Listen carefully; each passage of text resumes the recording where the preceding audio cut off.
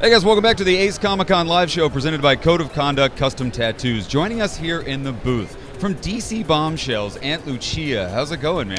Good. How are you guys? We are having a wonderful con. Fans are loving this DC Bombshells thing. I mean, it's taken the comic book community by storm. It's absolutely just gorgeous stuff that you're doing. Can you kind of take us back and sort of tell us, like, where did this concept come from and how did it kind of evolve into what it's one of the more popular comics out there? Yeah, when I met the collectibles team, DC collectibles team, back in, I think it was 2011, at a show.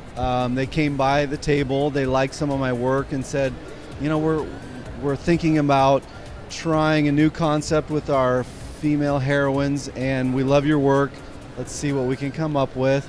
We talked a few times and then I got a call and said, hey, we've got a name for this now, DC Bombshells. We've got some concepts that we want you to take a look at, see if you can push them a little bit further. So we started there with the statue designs. So originally it was just going to be a line of statues.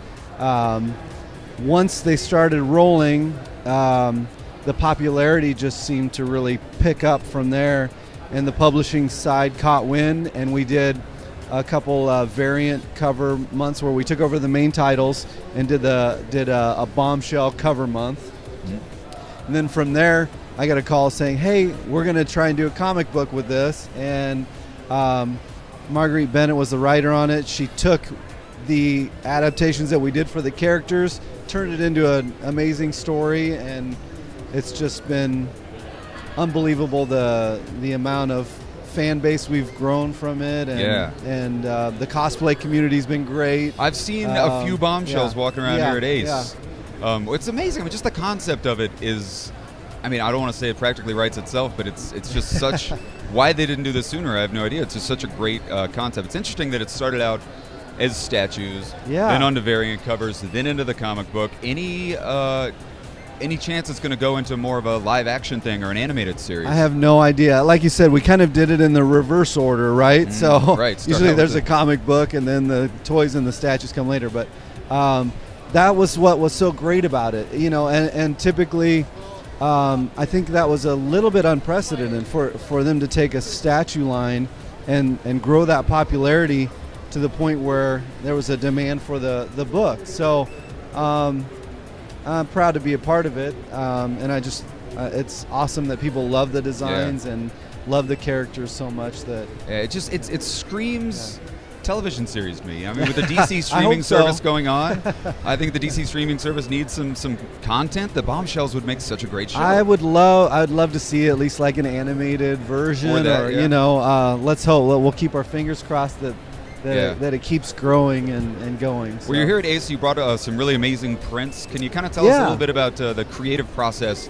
Who comes up with the characters and the looks? Is it all strictly you, or do they give you ideas? No, I can't take full credit. The team, the DC Collectibles team, my art director is Jim Fletcher and Brian Walters, and they are doing research and we are brainstorming together. So it's a collaborative effort, and sometimes they have really definite ideas what they want to see with the character, and then I get to put some of my details and ideas into that. Sometimes we start from scratch and brainstorm together, and so it's definitely a collaborative effort. And okay. Well, you said the comics is just about to wrap up.